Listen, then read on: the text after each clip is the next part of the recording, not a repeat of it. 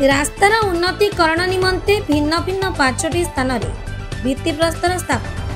आज धामनगर ब्लॉक रे विभिन्न स्थान में उच्चशिक्षा मंत्री सूर्यवंशी सूरज कर कमल रास्तार उन्नतीकरण निमंते भित्तिप्रस्तर स्थापन करा जायछि।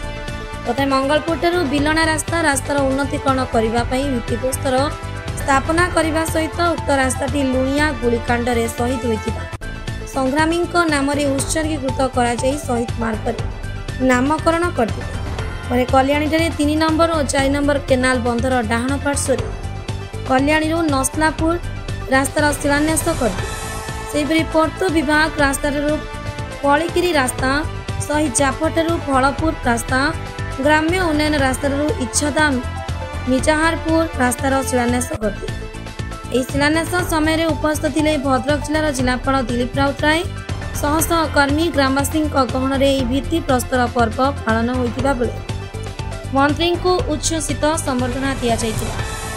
मंडली पाखापाखि 25 कोटी टंकार ऊर्ध्व रास्ता प्रकल्पर शिलान्यास करागला। निश्चित भाव में धामनगर एक बन्या प्लावित अंचल विभिन्न समय जलबंदी कारण रास्ता गुड़िकर अवस्था शोचनीय हो जाए। आज प्रमुख रास्ता गुड़िकर जेपरिक शहीद मंडप को संजोग करुवा शहीद मार्गर आज शिलान्यास सहित विभिन्न रास्ता गुड़िक दीर्घ दिन धरिक जो कार्य हो पार नाला आज तार अयमारंभ होती। निश्चित भाव में अंचलवासी आशीर्वाद अंचलवासी शुभेच्छा कारण ये सब कार्य सही ठीक भाव में संपादित हो आशा व्यक्त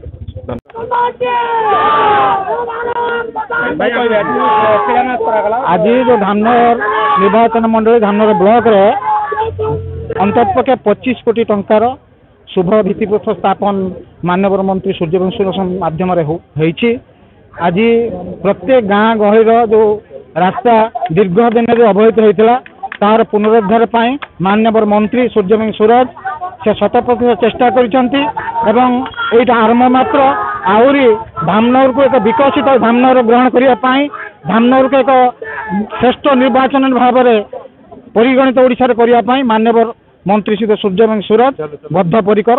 जय जगन्नाथ। मु किशोर कुमार दास मो घर दईपुर पंचायत मो रिटायर्ड इरिगेशन असिस्टेंट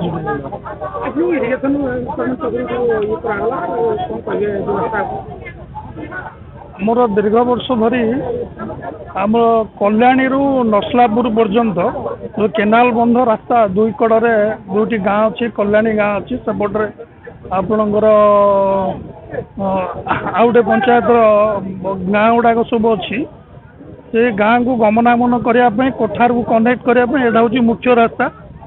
ये मुख्य रास्ताटी बहुत कदर्य थिला कादुओ थिला तेणु इरिगेशन डिपार्टमेंट तरफ दुईटी एस्टिमेट कराई 2 कोटी 4 कोटी टंकार सेटा को पिचु करा 3 मीटर चौड़ारे पिचु करा एवं लोक गमनागमन सुविधा करें। भद्रक जिला प्रतिनिधि सीताकांत विश्वाल रिपोर्ट भंजदूत खबर।